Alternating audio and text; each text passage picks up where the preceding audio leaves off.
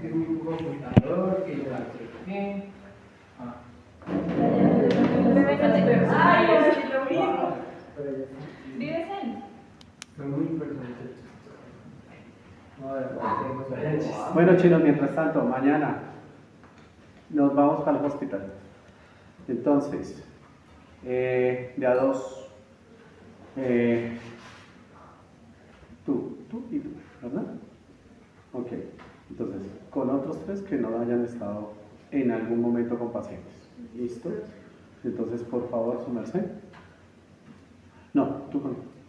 Bueno, por favor. ¿Listo? Su merced con Cata y tú ¿Yo? con. ¿Yo con quién? Tú a Arturo con Cata y su merced Con Dayana. con Dayana. ¿Bueno? ¿No? Entonces, ¿cómo va a ser la dinámica, hijos míos? La cuestión. Ustedes mañana tienen psiquiatría, ¿verdad? Sí. Tienen una valoración también. Ok, lo mañana los van a valorar. Entonces, ¿a qué hora salen? No van a decir que a las 2 de la tarde, que es mentira. Por ahí a las 2. Dos. ¿Sobre las 12? Sí, señor. Listo. Después van, almuerzan y a la 1 están en el hospital. A la Bueno, agradezca que le estoy dando tiempo, pues puta, por lo general no les dan ni mierda. ¿Mañana está en el frío? Sí, pero voy a bañar. Entonces a las 2. Gracias. Ah, ok, gracias. A las 2, pero llego a las 3. Ya Entonces, sí, entonces en una hora tienen que haber hecho la anamnesis del paciente. ¿Listo? Oh, pero Pero, En el quinto piso.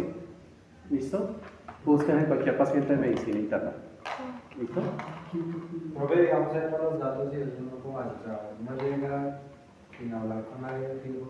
¿Sí?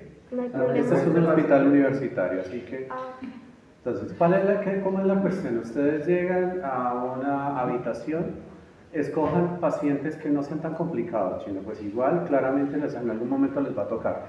Pero como es nuestra primera vez con 4, entonces nos vamos a ir con lo menos complicado, neumonías, infartos, TEPS, cualquier cosa que no sea la fiebre de las montañas rocosas, que no sea una ELA, ¿sí?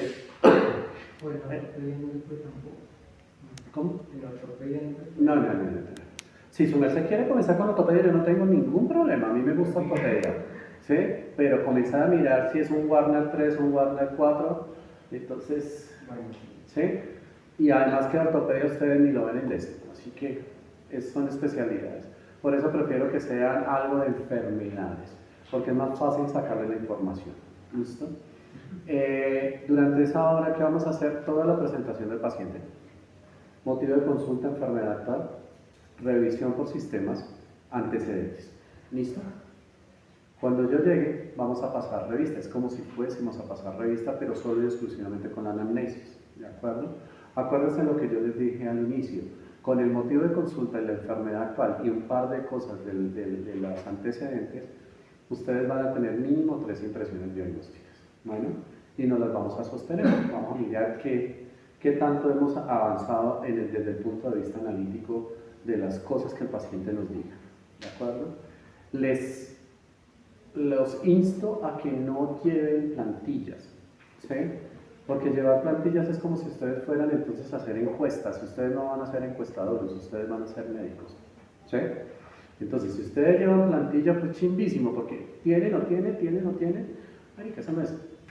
Por eso les dije que en el fin de semana se leyeran, nuevamente retomaran las cosas, para que mañana lleguen con la mayor cantidad de información posible en sus cabecitas, ¿sí? Y con lo que ustedes puedan recoger del paciente, ¿sí?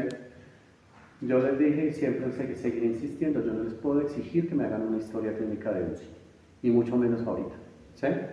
Entonces, háganlo a conciencia, por eso van de a 2, ¿sí? Venga, nos faltó tal cosa, venga, hagámosle tal cosa, sí, preguntemos tal cosa, ¿sí? Para que todos estén, digamos, que dándose ánimo y recordando cosas entre los dos. Bueno, para que no vayan a llevar las encuestadoras. Yo me doy cuenta si las llevan, ¿sí? Entonces sería una pendeja. Entonces, háganlo a conciencia, igual los que pierden son ustedes, yo no, ¿sí?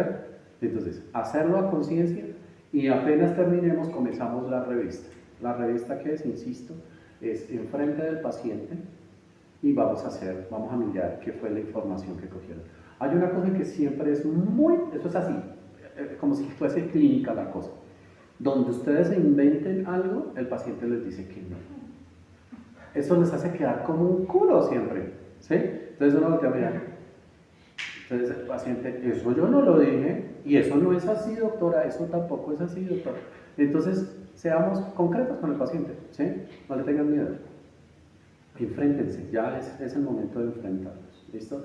Hemos comenzado a coger cierta confianza, ¿sí? Desde el punto de vista de lo que hemos estado haciendo. Así que mañana vamos a pasar a esto. Necesito por favor las batas. Era que ya sin batas, ¿verdad? Ya olvídense. Las niñas, por favor, el cabello de recogido. Me imagino ya les hicieron la inducción en el hospital, saben cómo es la forma en que tienen que llegar allá. Me imagino que les dijeron es por dos condiciones. Una, para que, la más importante por ustedes, que no se lleven ustedes ninguna infección en su cabello. Y dos, pues no sean vómites de infecciones para los pacientes. ¿Listo? Entonces, sobre las 2 de la tarde, a las 3 de la tarde yo estaré, Dios mediante, allá. Por favor, que sea en el quinto piso. Si no hay en el quinto, para ir en el sexto, pero que sea en medicina. Bueno, para no perder tiempo con cosas que de pronto me toque comenzar a explicarles más allá de lo que es la anamnesis. ¿Listo? Con enfermedades que de pronto no sean lógicas en este momento. ¿De acuerdo? ¿Alguna pregunta? Necesito que eso sea a mano. Por favor, me van a tener que entregar la historia. ¿Sí? Porque la idea claramente es que yo la revise y miremos, obviamente, todas las falencias y miremos fortalezas. ¿Sí? Pero entonces necesito que me la entreguen a mano. ¿Listo? Mañana mismo. Profe, ¿se puede de pronto con un corrector o algo así? Acuérdate que las historias clínicas no se pueden ni borrar, ni tachar, ni corregir cuando son manuales. Si tú tienes un error, somos seres humanos, la vamos a embarrar claramente. Pero si la voy a embarrar, coloquen una nota aparte. Eso es para toda la vida. Si ustedes están en su rural, están haciendo la historia clínica, me equivoqué, claramente soy el ser humano. Pero hagan un asterisco, un algo y pásenlo que sea al final o al inicio de la historia clínica, en donde digan error involuntario. ¿Sí? Por error involuntario corresponde a tal cosa. ¿Sí? Para que en la historia clínica quede lo más pulida posible. ¿Sí? Y adicionalmente que es para la vida de ustedes de aquí en adelante. Bueno, las historias clínicas no se pueden tachar, no se pueden borrar, no se pueden anexar, perdón. ¿Cómo se llama? Por colocarle corrector. ¿Sí? Si se equivocan como buenos seres humanos, colocamos la notica respectiva de que eso es un error y qué fue lo que quise decir. ¿Listo? ¿Listo? Entonces.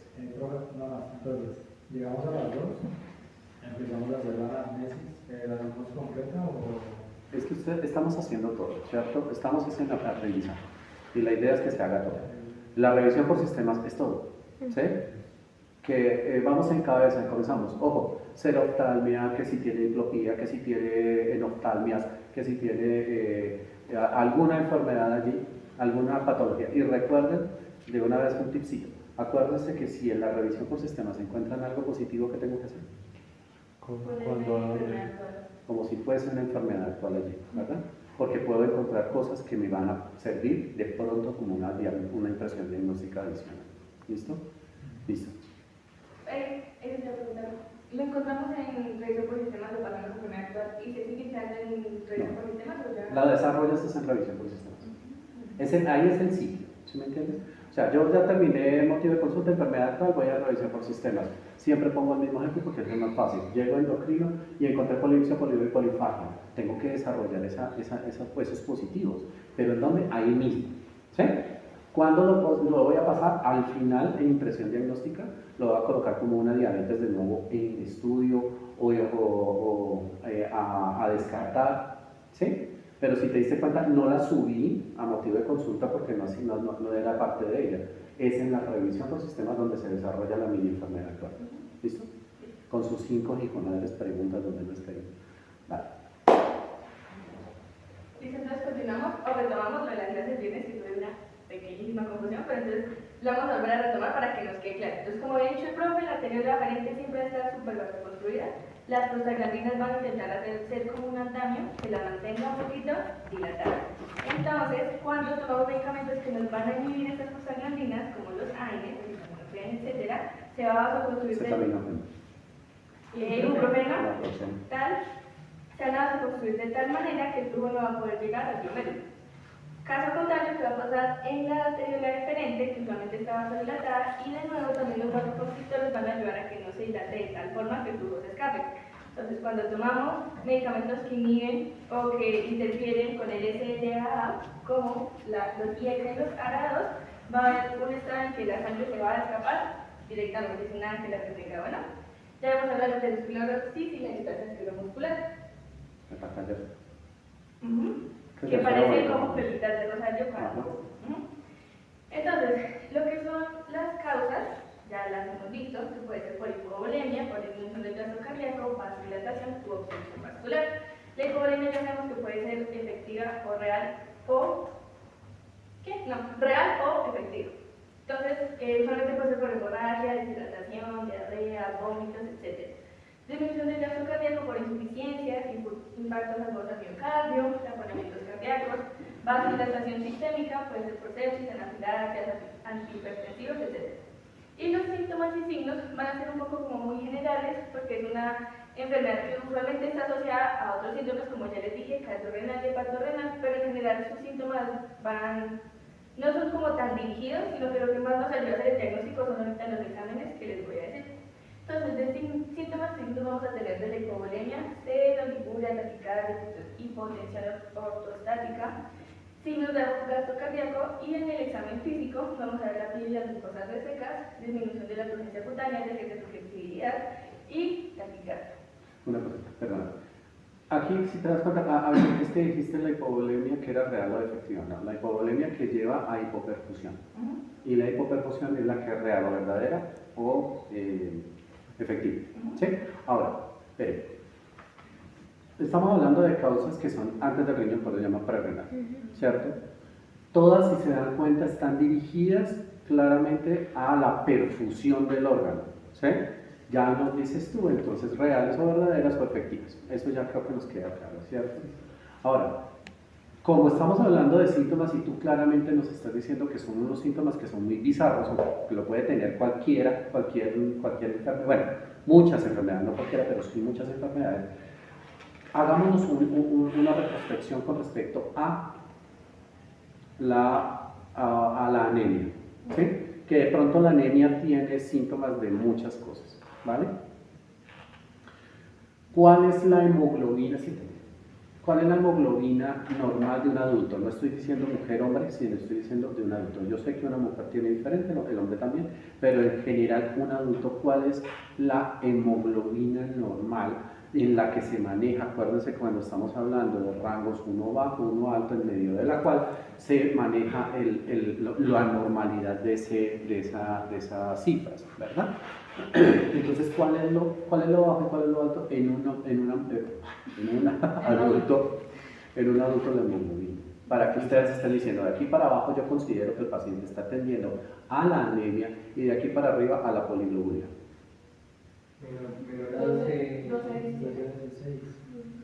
12 a 16. Vale. Pero es que No, llegamos a la conclusión. Lo normal Sí. es 12 normalmente. Pero tiene que, acuérdate Sí, siempre, un rango inferior, un rango superior. Ujú. ¿Cuál es el sería? Tú dices 12 a... Aquí no sé. Inferior. 10 y superior 16. 13 y 16. De 12 a 16. 12 a 16. Vamos a poner la cifra que usualmente nosotros manejamos, ¿listo? De 11 a 13. ¿Qué te crees? De 11 a 13.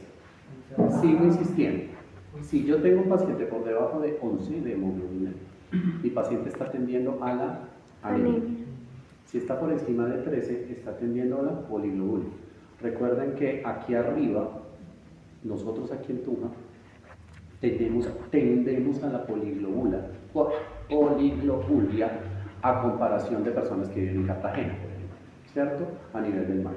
Entonces nosotros acá ya habíamos hecho ese análisis, ¿se acuerdan? Que habíamos dicho que necesitábamos una mayor cantidad de eritrocitos para mejorar la oxigenación de los tejidos, ¿cierto? Aquí arriba. Mientras que al nivel del mar, pues es menos la cantidad, por eso las cifras que estoy dando son las usuales, ¿listo? No es que esté diciendo que 16, 15, las cifras que dieron sean mal, no. Lo que pasa es que si yo me voy a la normalidad, por ejemplo, no sé, Medellín que está, digamos que intermedio, ¿sí? Sería 11, 13, ¿sí? Acá, por lo general, yo tengo 18 y se supone que estoy en poliglobulia, pero eso es una poliglobulia fisiológica, ¿sí?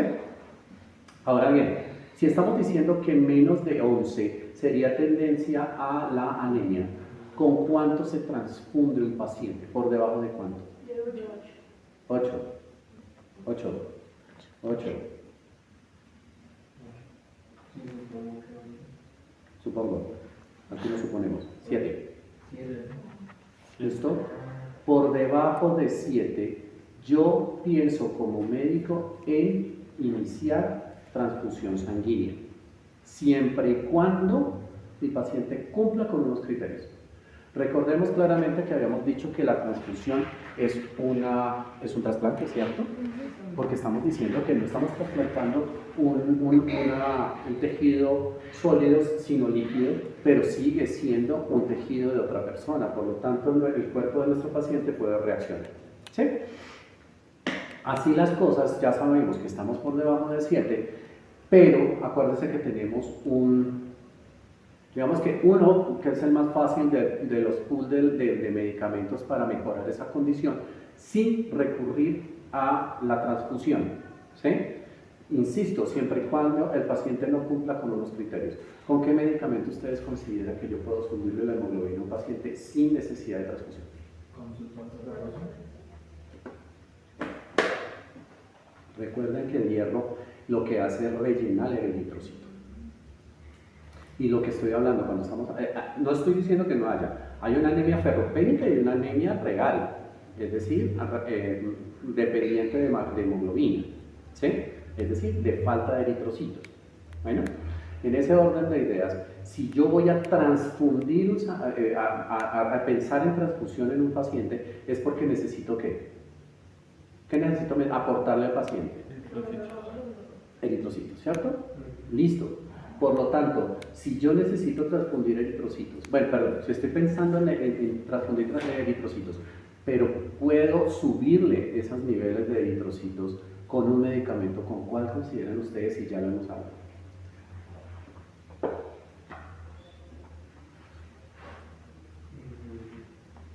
Yo sé que ustedes han estado concentrados, pero a veces se pasan cosas.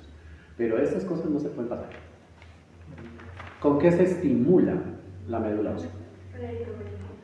¿Y entonces? ¿Eres un medicamento? Sí, sí. Perdón, disculpen, pero ustedes se supone que ya pasaron por fármaco. En ese orden de ideas debiesen conocer varios fármacos. Así las cosas, entonces la eritropoyetina se administra en ampollas, ¿sí? Que vienen de 2.000 o de 4.000 unidades. Hay ampollas también de 30.000 unidades, pero eso se colocan en forma, digamos que tiene que tener una forma exclusiva de administración. Las otras son subcutáneas. Bueno, cualquiera de las tres son subcutáneas, pero las de 30.000 tienen un poquito más de cuidado por la cantidad. Entonces, si yo tengo eritropoyetina para mejorarle la condición a mi paciente, ¿cierto? Yo utilizo eritropoyetina y me evito en un momento dado, o le evito al paciente una reacción, ¿cierto? En cambio, si le meto sangre podría tener la reacción. Pero listo, yo digo que mi paciente... Ahora, aquí viene el pero.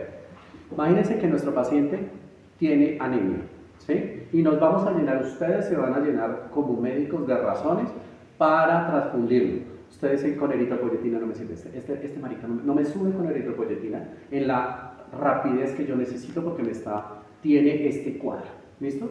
¿Y el cuadro cuál es?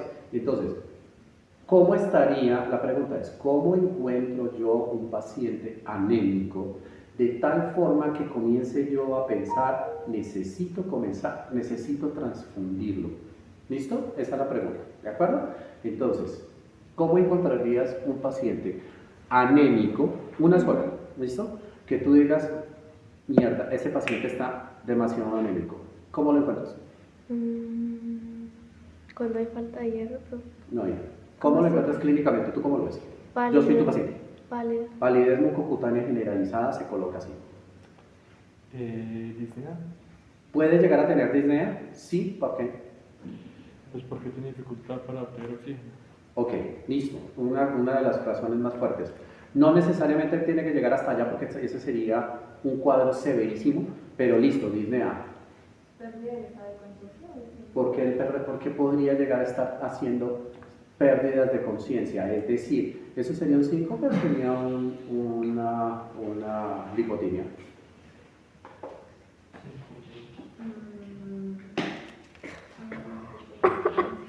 ¿Cuál es la diferencia entre síncope y ya lo habíamos hecho? El origen. No, espera. Vale, ¿cuál es la diferencia entre un síncope y una lipotimia? Así, tales. Una sola. Que no se pierde el estado de conciencia cuando tiene el desmayo, ¿no? O que se acuerda de todo lo que pasó. ¿Eso qué es? Si no pierde el estado de conciencia, ¿eso qué es? ¿Síncope o es una lipotimia? Y 5. No adivines. No. Recuérdate que aquí es estar seguros. ¿Sí? ¿Cuándo se pierde el estado de conciencia? ¿En el síncope o en la lipotimia? El 5. 5. ¿Listo? Síncope se pierde el estado de conciencia, lipotimia no. ¿Listo? Eso no lo olvides. Y ya para nosotros no hay desmayo, claramente lo estás diciendo tú como lo dijo el paciente. No fue que me desmayé, y ahí es cuando vienes tú, ok, su desmayo fue con pérdida de conocimiento, sin pérdida de conocimiento, ¿sí? Y entonces ahora voy a hablar yo de lipotimia o voy a hablar de síncope, ¿vale? Listo, podría llegar a presentar síncope. Aquí nos estamos llenando de razones, si se dan cuenta, palidez, perdón, ¿por qué la palidez mucocutánea en China? Porque hay una disminución de los eritrocitos. Y eso... tienes que desarrollarlo todo. mm, ¿Qué pasa si se disminuyen los eritrocitos? mm, ¿La oxigenación está normal? no. Ok. Por eso- ¿Qué hace el cerebro? ¿Qué necesita oxigenar el cerebro? ¿Cómo así, profe? ¿Al cerebro qué le importa? ¿Le importa la piel? No, le importan los otros órganos. ¿Cuáles son los Merced. órganos que necesita? El cerebro, el corazón y el riñón. ¿Y esos son los órganos? Su muerte siempre los decía Órgano blanco. los órganos blancos. Siempre lo tienes que pensar. Yo tengo que perfundir cerebro. Yo cerebro tengo que perfundir cerebro, corazón, riñón. ¿Me importa la piel? No. Listo, entonces le voy a quitar toda la bulimia o la gran parte de bulimia. Acuérdense que habíamos dicho que era el órgano más grande, ¿verdad? La piel. Así que ese órgano me importa 5, por eso es que le quito la perfusión y él me está pálido. Listo. ¿Y ella? ¿Cierto? Podría encontrar en el paciente sangrados. No, esas son causas. ¿Causas? Sí. Bueno. Clínicamente, ¿cómo lo encuentras? Entonces lo puedo encontrar así como asténico, cansado. Asténico y Y adinámico. ya cansancio nosotros lo tenemos en nuestros pacientes. Sería dinámico. Asténico y adinámico. ¿Por qué asténico y adinámico? Porque yo diría que por lo mismo, que al haber ausencia de la perfusión de músculos, de la piel, sí, porque se priorizan los otros órganos, es como que, y pues en el caso de una anemia, la que es por falta de, creo que es la hemolítica, la que es por falta de vitamina B12, pues también va a estar como... No le coloquemos todavía causas de la anemia. Estamos diciendo que es un paciente anémico. ¿Listo? Pues, por- Asténico y adinámico. Le podría ver con cianosis periférica, Ya dijeron. fatiga. Ya Ya dijeron. la dejé. Bueno, fatiga no. Astenia y adigamia. ¿Por qué fatiga? Pues porque básicamente la misma, o sea, el cuerpo no va a suministrar oxígeno al cuerpo como tal, sino prioriza los órganos blancos, por eso va a encontrar tanta energía. Listo. ¿Ya dieron disnea? Señora. ¿Ya dieron disnea? Era más o menos lo mismo que está diciendo ella. Vayamos a la clínica, a la parte física, al examen físico. ¿Cómo lo encuentras al examen físico? Recuerda que comenzamos con signos vitales. ¿Cómo estarían los signos vitales? Hipotenso. Hipertenso. Güey, calma, dale con calma. ¿Por qué hipotenso? Porque no hay volumen primero se va a perder la tensión y ya después compensatoriamente si hay una hipertensión, pero apenas llega a mi consultorio hipotenso. Podría llegar a estar hipotenso durante un largo tiempo si se comienza a liberar la renina y la aldosterona, porque eso sería lo que le podría llegar a suceder, y entonces comenzaría a poder tener cifras tensionales más regulares. ¿Cómo estaría la frecuencia cardíaca? Estaría baja. Estaría baja. Piénsalo. Ah. Siempre, no nos botemos así de una a dar respuestas si no estoy seguro. ¿Listo? Y más con pacientes, con seres humanos. Piénsalo. Todo lo que han dicho todos ustedes, ¿a qué me llevaría a la frecuencia cardíaca? ¿Cómo estaría la frecuencia cardíaca? ¿Taquicárdico o bradicárdico? ¿Qué necesita hacer el corazón? Piensa. Mayor fuerza, ¿no? ¿Mayor fuerza o Mayor, mayor perfusión. frecuencia? Ok. ¿Sí? ¿Por qué? Porque necesita como tratar eso, ¿no? Por eso es que la persona también está pálida, ¿no? O sea, porque empieza como a ejercer más fuerza en esa zona donde está, No. Piénsalo fisiológicamente. Si está disminuida la cantidad de eritrocitos, Ujú, no le está llegando la misma cantidad de oxígeno a los tejidos, ujú. ¿cierto? ¿Qué necesita hacer el corazón para llegar a perfundir más rápidamente esos tejidos con poquitos eritrocitos? Mayor presión. No tanto la presión, estamos hablando de frecuencia cardíaca. eh, ¿Aumenta frecuencia o disminuye frecuencia? Va a aumentar. Aumenta. Aumenta. Aumenta la frecuencia. Eso significa que está taquicárdico, ¿cierto?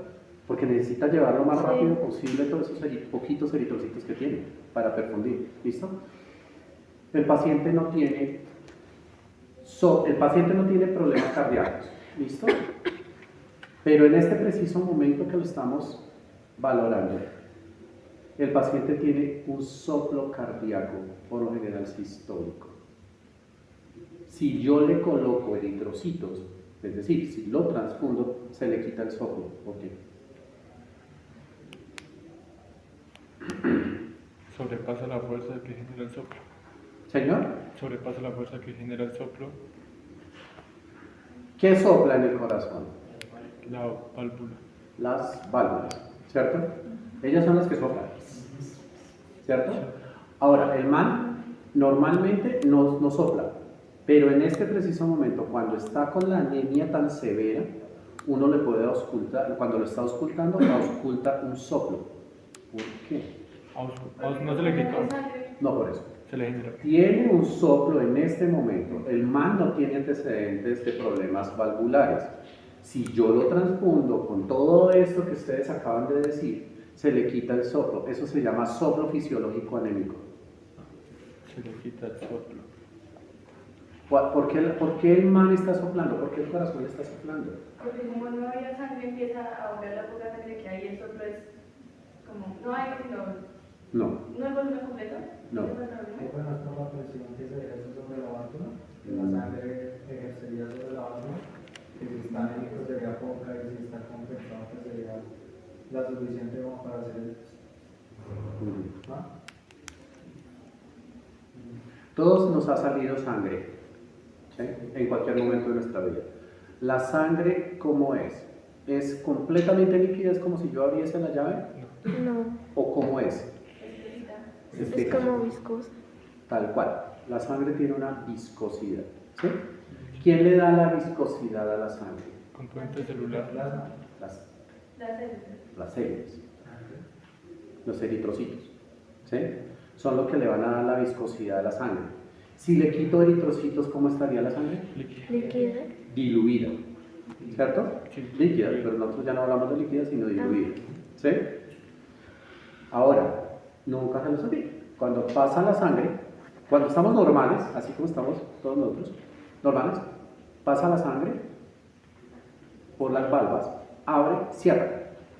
Pero ¿quién le cierra herméticamente las valvas para evitar que la sangre se regurgite? La viscosidad de la sangre. Es como si fuese un pegante. Entonces, entra, cierra, entra, cierra, entra, cierra. ¿Sí? Si le quito la viscosidad a la sangre, pues no va a haber quien me selle las válvulas. Por eso van a quedar fofas, sueltas. Si le coloco eritrocitos que le he hecho, aumentarle la viscosidad, mejoro viscosidad y por eso se cierra el soplo. ¿Ya? ¿Listo? Listo. Con todo lo que acaban de decir, con varias de ellas, no voy a decir que hubo con una o con dos, sino ustedes como médicos valoran su paciente y dicen, venga, esta palidez, como tiene validez mucocutánea atendiendo a la disnea, está asténico, adinámico, está muy despierto el man, No. está con tendencia a la somnolencia, ¿cierto? Entonces, al estar con tendencia a la somnolencia es exactamente lo mismo, el cerebro no está perfundido y por eso el paciente tiende a la somnolencia, ¿sí? Si yo encuentro en mi paciente varios de estos cuadros que ustedes acaban de describir, eso es sinónimo de igual a transfusión. Ya no puedo con eritrocitos, perdón, con eritropoyetina. Necesito transfundirlo. Bueno, y si nos damos cuenta, perdón, ¿y cómo van a estar las mucosas del paciente? Además de palidez, secas. ¿Sí? Y miren lo que dice allí. Sed, oliguria, taquicardia, hipotensión ortostática. Todo da para que el paciente esté anémico y o esté deshidratado. ¿Sí? Lo traía al ejemplo nuestro ahorita de lo que tú estás hablando porque es una de las causas de una prerrenal. Cualquiera de las que hemos hablado, eso es una causa de una prerrenal, ya sea la hipovolemia, cualquier cosa que me lleve a hipovolemia desde el punto de vista sangre y o volumen como tal, ¿sí? La deshidratación, la pérdida de sangre, las hemorragias, todo eso va a ser hipoperfusión. Y también tenías abajo obstrucción de vascular renal, que ya nos las habían dicho, que eran las arteriosclerosas y el tacayazo en las arterias renales, ¿no? ¿Listo? ¿Alguna pregunta? ¿Quedó entendido cómo es que hacemos el análisis para transfundir un paciente por debajo de 7? Si el paciente no tiene varios de ellos, de ese cuadro que ustedes mismos acaban de pintar, ustedes pueden decir, marica, este man me aguanta punta de eritropoyetina. Lo va a meter 30.000 semanas. Y le evito el riesgo de la transfusión. ¿Listo? Listo, bien. Pero así tenga 7. O sea, en 7 ya está todo pálido. Por eso, debajo de 7, tú no puedes decir 7 transfundan, no, por debajo, 6, 9, 6, cualquier cosa por debajo de 7. ¿Sí? De 7 para arriba yo puedo apuntar el eritropoyo, ¿sí? Excepto que esté en un sangrado masivo y que se mantenga sobre 7, ¿no? Pues, a ver, se le está saliendo, pues tengo que meterle, ¿sí? Okay. Pero si fue, no sé, hizo anemia por un sangrado, una señora que tenga metrorragia, listo, le quitamos la metrorragia, sigue con 7, pues apunta eritropoyetina, ¿sí? Pero si está por debajo de 7, ahí es donde comienzo a acariciar la posibilidad del trasplante, de la transfusión de la paciente, teniendo en cuenta el hecho de que tiene cuadro clínico. ¿Listo?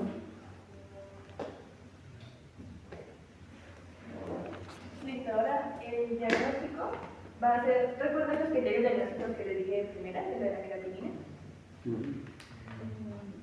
Bueno, para repasar entonces, el primer diagnóstico es que haya una disminución en 24 horas de 0,3 miligramos sobre decilitro de creatinina o una disminución del 50% del valor que teníamos hace una semana. ¿Disminución? ¿Ya? Disminución. De creatinina. Yo tengo Profe, No, disminución no, tienes toda la razón. no, Es incremento de la A ver, creatinina. pero también presentaría oliguria, ¿no? Lo que sí disminuye Sí, claro, la porque como si misión. está, Hay una aparte oliguria. que el cuerpo lo trata de retener Sí. la mayor cantidad de volumen y por eso el paciente va a estar y cuidar la orina concentrada. Y una oliguria de menos de 0,5 centímetros cúbicos sobre kilogramo sobre hora durante 6 o pues, dependiendo en cada centro de salud como lo tenga. ¿Se acuerdan de, espero que sí, de la forma como hallamos el gasto urinario? Esto es gasto urinario. cc kilo hora. Ujú. ¿Se acuerdan? Son Que era 500 menor a mililitros. 0,3, de 0,3 a 0,5, 0,5 a 0,8, 8 a 2, mayor a 2,5. ¿Sí? Para estar hablando de anuria, oligoanuria, oliguria, eunuria y poliuria. Espero que las haya aprendido. Listo. ¿Se ven en la confusión? Bueno, usualmente en el parcial de orina que le vamos a hacer va a salir una orina normal o puede que salgan cilindros hialinos que realmente son conglomerados de proteínas metamorfas o la que también se llama la uromodulina, que es una proteína que se produce como tal en el riñón que sirve para la regulación del sodio, para inmunoprotectora, etc. Pero usualmente pues, en un paciente sano o que tenga insuficiencia renal prerenal se van a dar estos cristales. ¿Por qué lo menciono? Porque hay una patología que es similar, que es la necrosis tubular, en la cual no van a haber cilindros hialinos, sino cilindros granulosos y celulares, que van a ser más grandes y más patologórmicos. Entonces no está de más decir. Vamos a tener un sodio urinario de menos de 20 ml por litro, por lo que ya hemos dicho, el cuerpo va a absorber tanto sodio para intentar compensar esta hipovolemia, que lo que va a hacer es que ya en la orina no vamos a encontrar sodio. Lo mismo va a pasar con la fracción excretada de sodio. La fracción excretada significa cuánto sodio del que filtramos no se absorbió. Es decir, si tenemos 100 moléculas de sodio que se filtraron y tenemos una fracción excretada de sodio de 1, significa que 99 se absorbieron y que 1 se excretó. Lo normal es que esté entre 1 y 2%, pero aquí en esta insuficiencia renal vamos a tener de menos 1%. Lo mismo va a pasar con la urea, que a diferencia del sodio no es que se absorba como por un mecanismo de compensación del cuerpo, sino porque ella se mueve pasivamente con el agua. Como vamos a absorber tanta agua, la urea también se va a ir con ella y vamos a tener una fracción del 35%. Lo normal es que sea de 40 a 50%. Vamos a tener una relación Boone-creatinina de 20 a 1, lo normal es que sea de 10 a 1 o de 15 a 1. 1,20, ahí está tal cual. O sea que está Ese elevado, no pero está- lo normal es que sea No, lo Profe, normal ese es no está 1,20. 1,20. 1,20. Ah, no. Lo normal es 1,20. ¿Se acuerdan por ahí el dato? Sí, sí está El dato lo normal. tienen ustedes. El dato de la relación Boone-creatinina siempre es No, sí 1,20. está normal. Lo que pasa es que en algunos libros lo colocan 1,15 o 1,10, pero todo Sí, está depende normal. de la concentración de la orina. Pero lo normal, la concentración es de 1,20. Cuando hay un desequilibrio entre los dos, entonces estamos hablando de una prerrenal, posiblemente una prerrenal. Entonces, la bibliografía que consulté es lo que tú dices. Lo que importa entonces es que el Boone esté más elevado con respecto a la creatinina, porque como va a haber una disminución del tasa de filtrado, también va a haber una disminución del flujo tubular y allí se va a reabsorber aún más. Entonces, esta va a estar más elevada con respecto a su compañera que es la creatinina. ¿Sí? Va a haber un aumento de la osmolaridad urinaria, es decir, va a estar más concentrada. De nuevo, aquí seguimos repitiendo como conceptos, como se resuelve tanta agua, va a salir más concentrada y va a subir hasta 500 milimoles, que la normalidad es que sea mucho más bajo. Y finalmente, el diagnóstico como más patognomónico que podemos tener es que después de que hagamos reposición con líquidos, que es parte del tratamiento, se mejora la creatinina en unas 24 a 72 horas. Es decir, que esa diferencia de 3 que les dije o del 50% se vuelva a reponer. Perdona, un segundo. Es que hay un par de cositas para ver. Entonces,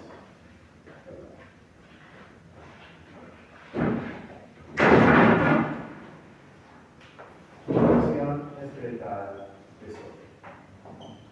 La fracción excretada de sodio se halla. La fracción excretada de sodio nunca van a ser el oso de pedirlo en el laboratorio, porque el laboratorio les va a hacer, doctores, y ustedes son los que van a tener que hacerlo.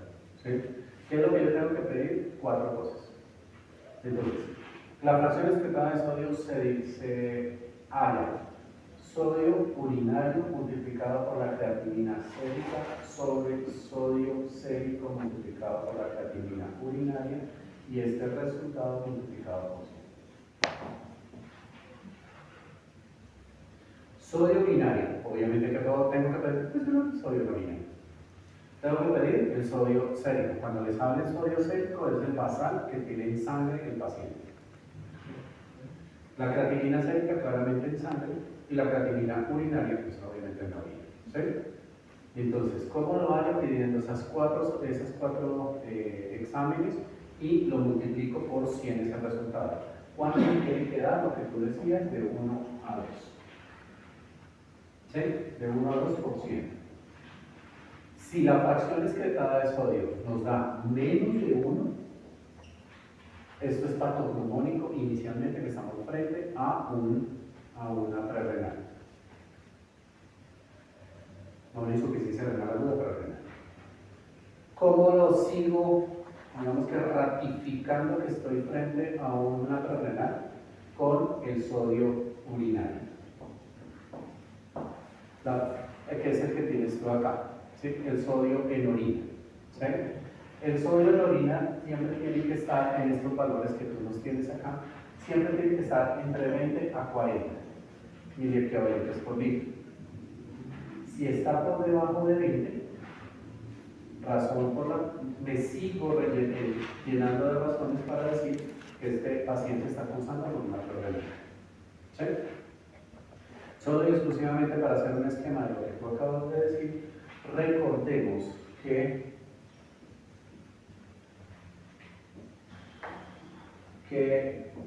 el sodio, el 65% del Tubo sodio locotorrino proximal. se reabsorbe en el El tubo locotorrino proximal. Sí. Y que un restante está en el asa de gen de su porción ascendente. ¿Cierto? Ahora, si estamos hablando que todo esto es falta de bulimia, ¿sí? Por lo general no, es falta de bulimia de aquí para allá. ¿Cierto? Hay algo que me está disminuyendo la bulimia. Al censarse esa vasoconstricción a nivel de la arteriola aferente, ¿a quién se pone a jugar? A nuestro, al aparato, y el que libera, ya todo el juego, renina, angiotensina, aldosterona. ¿Sí? Razón por la cual angiotensina, vasoconstricción, aldosterona va a tratar de retener gran cantidad de sodio, ¿sí? En tratando de compensar esta falta de bulimia, ¿sí? Pero aquí hay un pero. Al sodio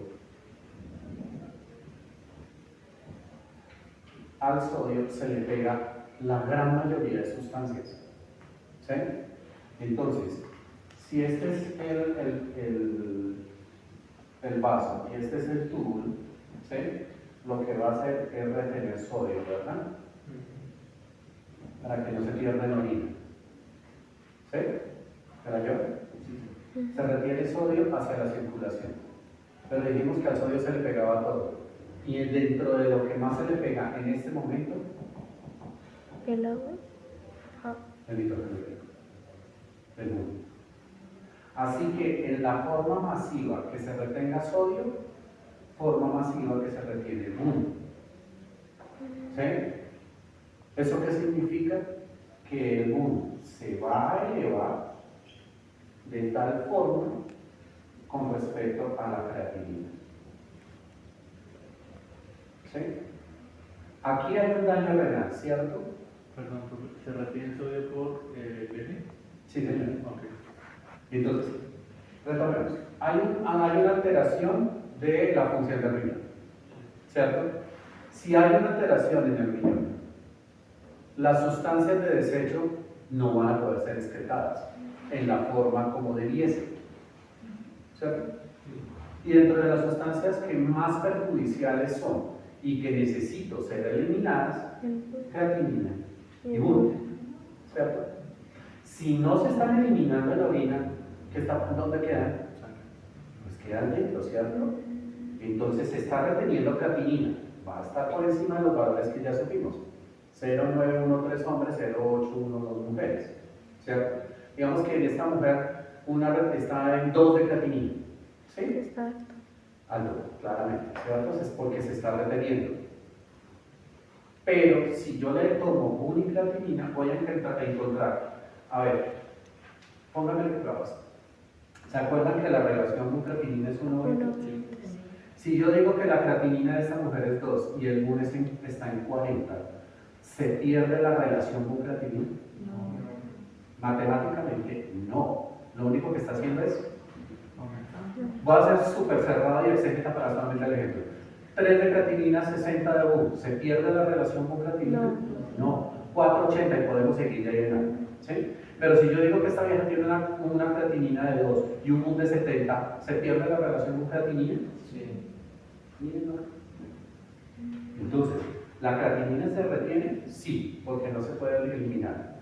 Pero el BUN se elevó mucho más.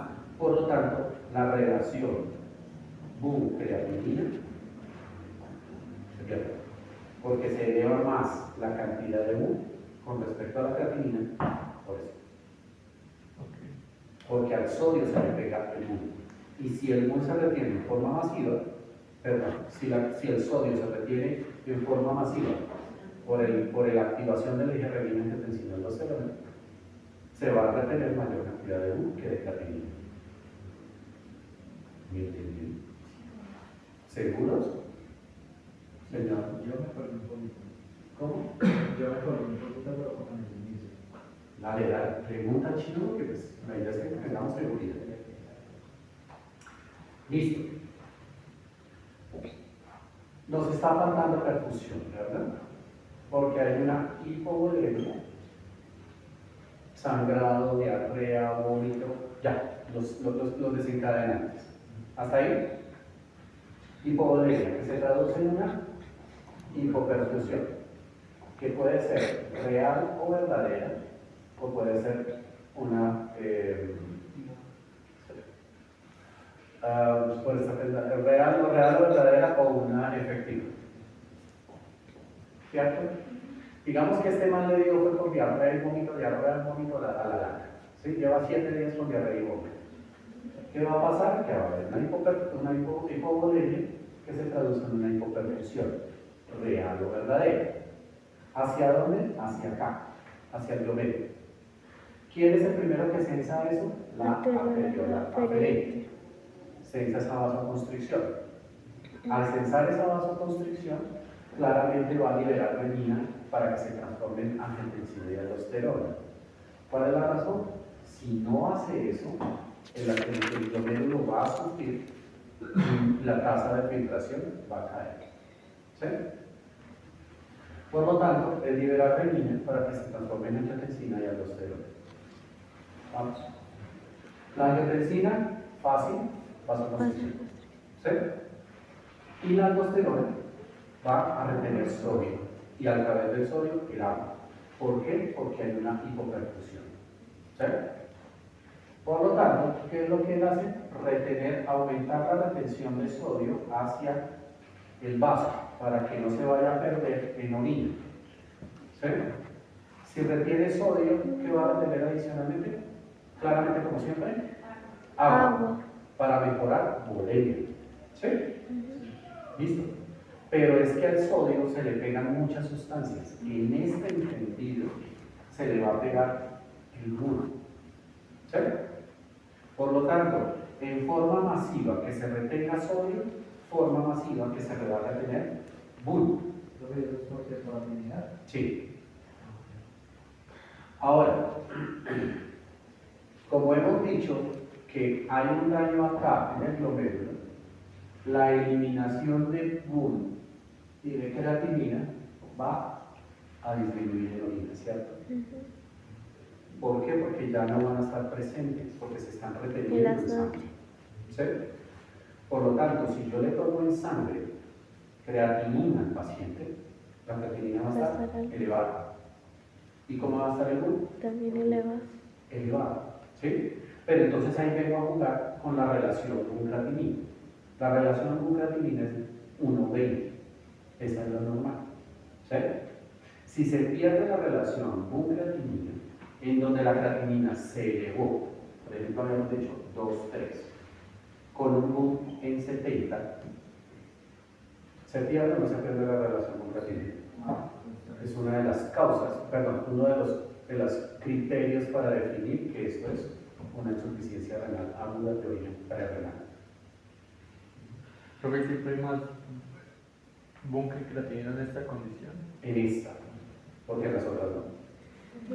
¿Y cuál es la razón? Porque se está reteniendo sodio en forma masiva. ¿Sí?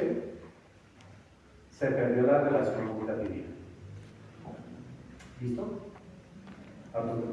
¿Seguro? Listo. Ahora, ha perdido con el boom. ¿Ella? Me ha perdido con el boom que no entendía. Listo. Profe, dígame algo más que pueda alterar el boom para que se ¿De elevado? por ejemplo. Sí. Un hipercatabolismo. La deshidratación puede también. Sangrado digestivo también. ¿Sí? Pero el sangrado digestivo es por dos vías. Una, por el sangrado en sí, y dos, por lo mismo, por retención de sodio, a través del sodio. Y las otras dos que tú ya nos explicaste que fueron clarísimas.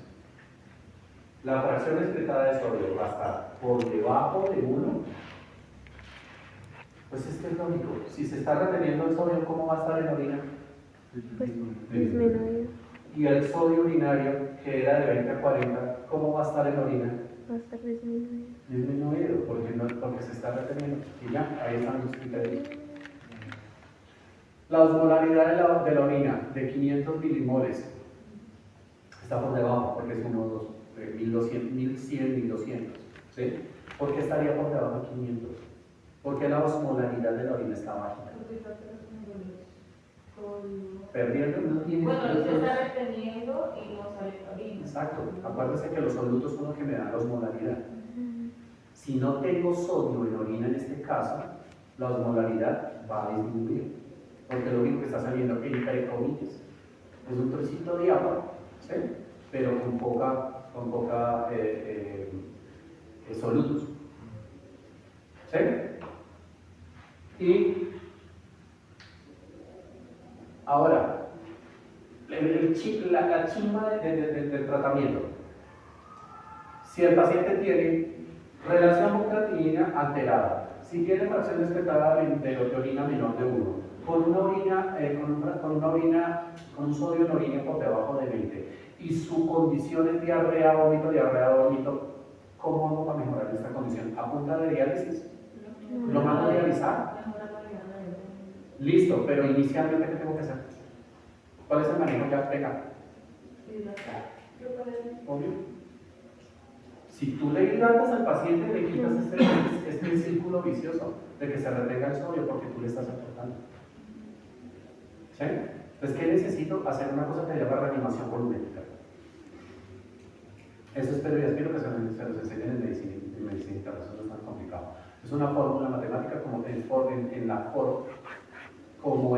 forma en que nosotros hacemos una reanimación volumétrica. Porque no es colocar líquido, que si no le puedo hacer un edema pulmonar. Yo sé cuántos líquidos le tengo que colocar en 8 horas, después las otras 8 y después las otras 8, para completar 24.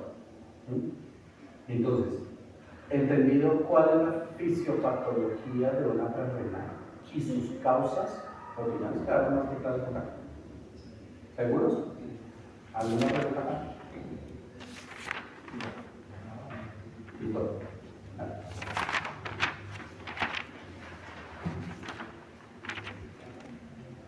Y finalmente resumir lo que fue el bloque de tratamiento, que es solución salina 0,9% para la reducción de líquidos y el tratamiento de las emergencias o los síntomas asociados, que usualmente los más comunes van a ser un shock o la hipotensión o hipercalemia. Entonces, para el shock, cuando la reposición de líquidos no es suficiente, vamos a hacer también el uso de vasopresores como por ejemplo norepinefrina. En la hipercalemia, por lo que estamos absorbiendo tanta sodio, dijo el profe, que el afín con tantas moléculas también lo hace con el potasio. Entonces este se va a absorber y este va a causar en el corazón taquicardia. ¿Sí? Entonces, para poder reponerlo vamos a utilizar en un primer momento lo que más se utiliza es la insulina maltodextrosa. La insulina va a abrir canales de potasio en las células y pues para compensar de pronto la hipoglucemia que esto cause, se administra dextrosa. A ver. Mira que colocaste la primera, reanimación con líquidos y vasopresores. La reanimación se llama reanimación volumétrica, ¿cierto? Y vasopresores si el paciente está en shock. Ahora, cuando estamos hablando de hipercalemia, hay una cosa que se llama solución polarizante, ¿sí? Que esa la armamos nosotros, ¿sí? Eso no existe, químicamente no existe, ¿sí? ¿Cómo la armamos? Hay varias formas, pero usualmente hay dos. Son la misma chimbada, lo único es la cantidad de volumen que se le hace. Yo, como la hacía cuando estaba en la UCI, era cogía 500 de dextrosa al 5, le sacaba 50 centímetros y le metía 50 unidades de insulina. ¿Sí? ¿Qué es lo que estoy haciendo allí? Lo que tú acabas de decir claramente es, ¿dónde está el potasio? Ya habíamos quedado, ¿intra o extracelular? Intracelular. ¿Sí?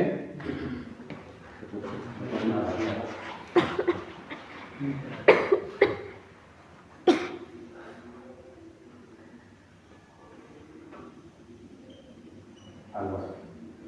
No la planeo. ¿Sí? Listo.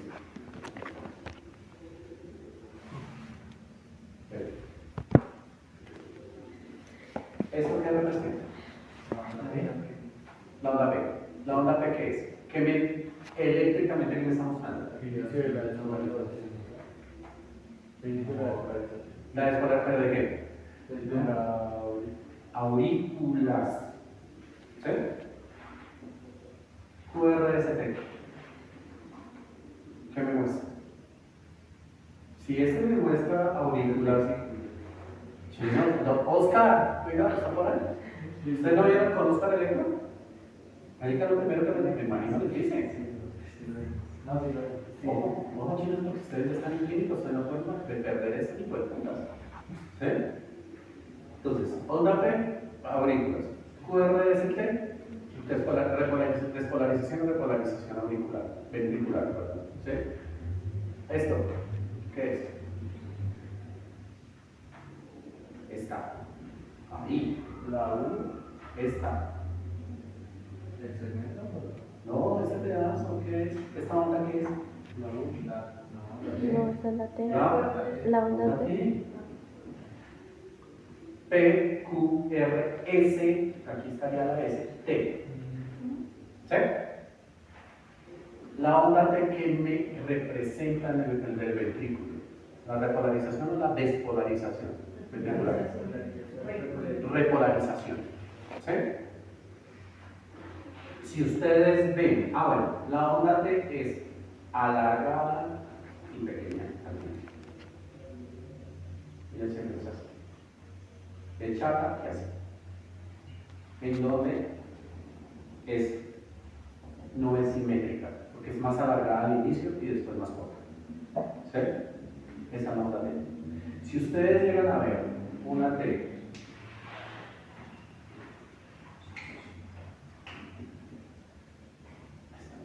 alta, picuda y simétrica, eso es una hipercalemia severa.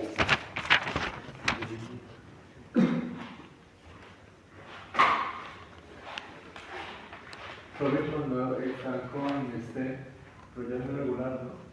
No, no tiene nada que ver. El marcapaso. Marcapaso. Regula las ondas. ¿Sí? Pero que la marcapaso. No, toda queda igualita. O sea, el efecto tiene que ser igualito. ¿Sí?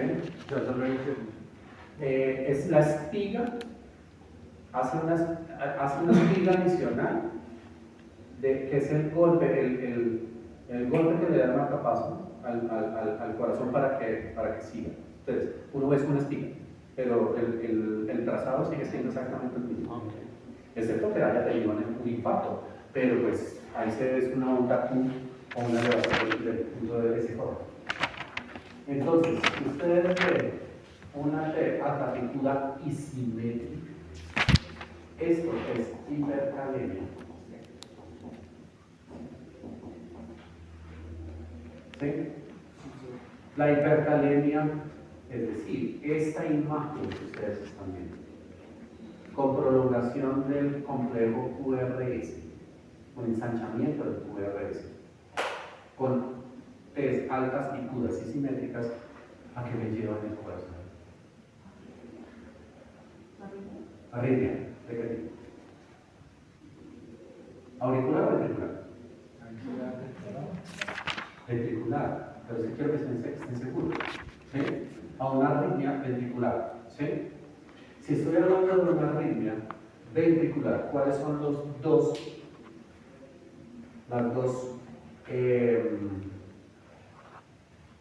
imágenes que son revertibles con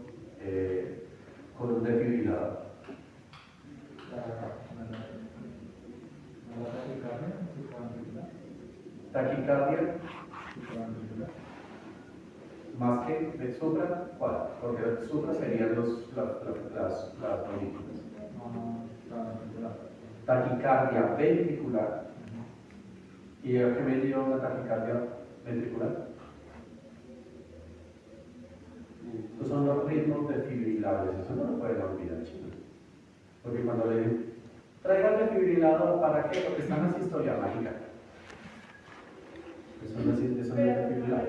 Dijiste que esa onda Alta amplitud y más simétrica. otra cosa Prolongación del QRS.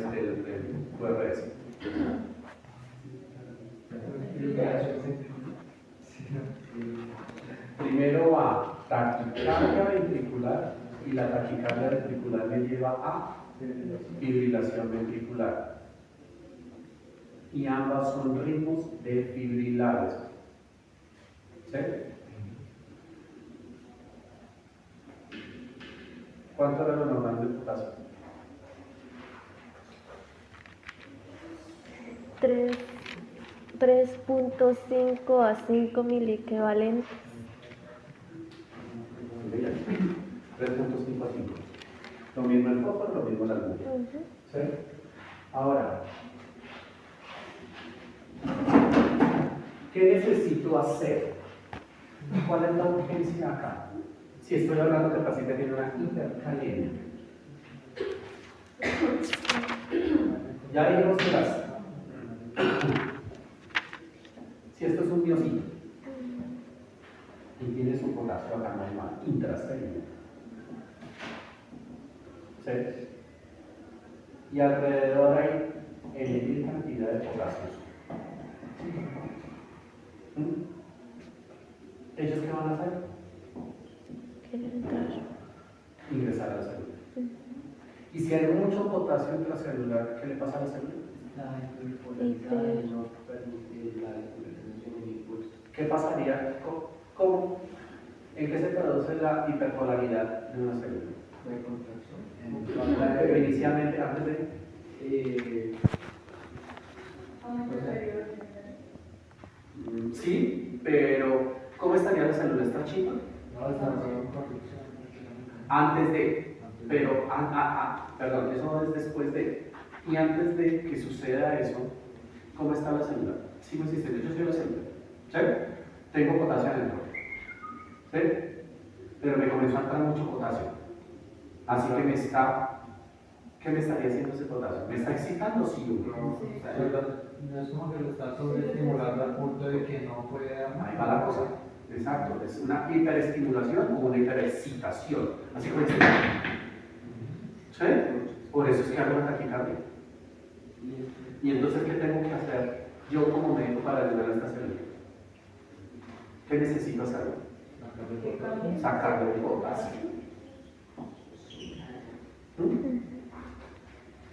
Y la primera forma que ustedes tienen que hacerlo es con eso que tú acabas de decir, de una sustancia, de una solución polarizante.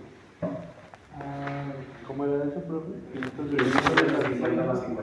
Menos 50 más 50 de insulina. Entonces, ¿qué es lo que estoy haciendo? La insulina con respecto al azúcar, ¿qué hace? Aumenta la captación de insulina. ¿Qué? El azúcar. La insulina abre canales para que entre la glucosa. ¿Y la glucosa qué va a hacer? Sacar el potasio. ¿Sí? Por eso se llama solución polarizante. La glucosa saca el potasio. La insulina abre las células canales para que entre la glucosa y haga el intercambio de glucosa por potasio. ¿Es una bomba? Sí, pues se consideraría en este momento como si fuese una forma de bomba, más no lo voy a decir. Es solo y exclusivamente en este momento que tienen que hacer con esa solución polarizante, sacar. ¿Sí? ¿Entendido? entonces siempre los Médicamente. Lo cambian a simpático diario. Ahí ya estoy algo muy difícil. Oh. ¿Sí? Porque la otra sería colocarle gluconato de calcio, una ampolla cada 5 minutos para que haga intercambio de potasio por calcio. Pero Mejor dicho, todas esas medidas uno las hace al mismo tiempo. Le pongo solución polarizante, le voy metiendo gluconato de calcio y si tengo salbutamol en inhalador, hágalo. Aunque el salbutamol está taquicardizante, puede llegar a producir taquicardia, pero el salbutamol tiene una sustancia que hace el intercambio también con el potasio. Y finalmente también usualmente utilizan las resinas porque estas reabsorben el potasio en el intestino, pero son mucho más lentas. Entonces acá no se utilizan las resinas, un grupo de medicamentos. Resinas intercambiadoras, como por ejemplo el resin calcio, poliestireno sulfonato de calcio, que es con el que uno hace, esas son resinas intercambiadoras de potasio. Y finalmente, pues como hemos dicho, usualmente es preferible que cuando haya problemas renales no haya gran consumo de proteínas, pero sin embargo no los podemos desatender al 100%. Entonces por eso también se busca un tratamiento interdisciplinar, en donde también se le aconseje una ingesta más reducida de proteínas, pero no completamente nula, porque si no el cuerpo entra en un estado hipercatabólico y puede empezar a haber afecciones en lo que son los músculos. Entonces la proteína se ajusta más o menos a 1.5 kilogramos, no sé si sea igual acá Gramos por kilo día. en Colombia. Glucosa más de 5 gramos por kilogramo. No. Menos. Y los lípidos de 0.5. Acuérdense que habíamos dicho que el manejo de todo paciente renal era la dieta, ¿cierto? Entonces miren que no es mentira. A pesar de que estamos en un momento crítico, toca estar pensando también en qué otras sustancias podrían llegar a aumentar ese riesgo de la prerrenal, ¿no? Listo.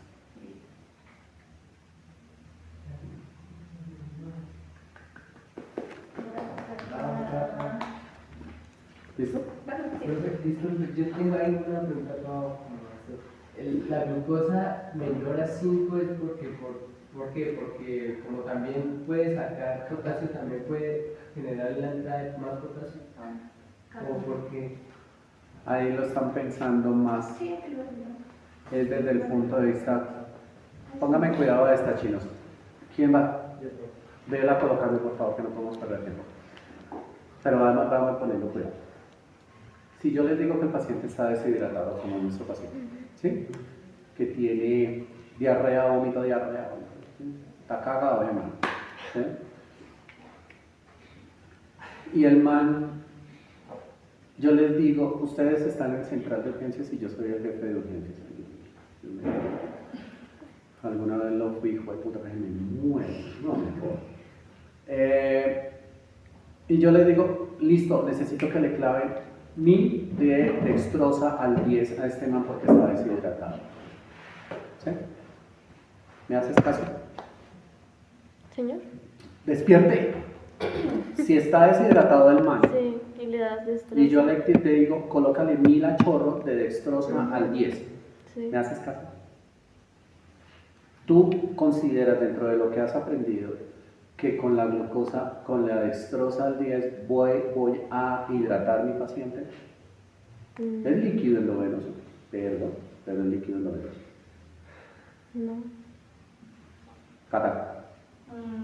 Yo creo que no. Debe una razón. ¿Por qué se niegan a una orden de su superior? Porque puede que esté deshidratado, pero puedo tener otras formas de. Bueno, es que no está necesitando en este momento, el profesor está necesitando que lo rehidrate, pero preferiblemente puede ser con un lactato o con una solución salina porque necesito volumen. En ningún momento tengo pensado que necesita algo que tenga textura. Ok. ¿Pero qué otra razón hay? Listo, de acuerdo. Una razón. Pues cómo se administra, ¿no? Al chorro y la cantidad. Válido. Pero, ¿y? ¿Señor?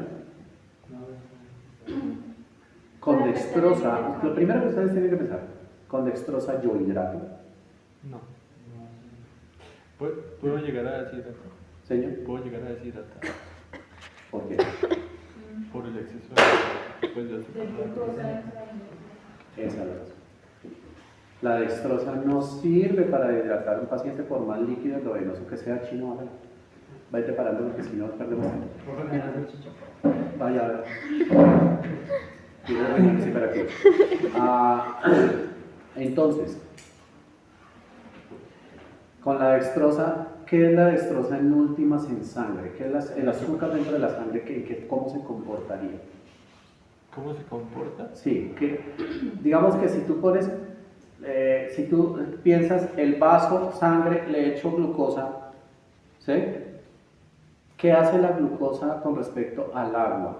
¿La deja libre o qué le hace? También la jala, ¿no? Sí, señora. Está haciendo como si fuese una proteína. Claro. Entonces, si chupa el agua, ¿al paciente qué le pasa? Se deshidrata. Se deshidrata. ¿Sí? Por lo tanto, nunca jamás se les ocurra utilizar dextrosa para tratar de hidratar a un paciente porque eso jamás, nunca, never. ¿Listo? ¿Qué necesito? Agua Solución con que tenga solutos. Ahí, solución salina. ¿Sí? Para poder hidratar. ¿Listo? Ahora, lo mismo.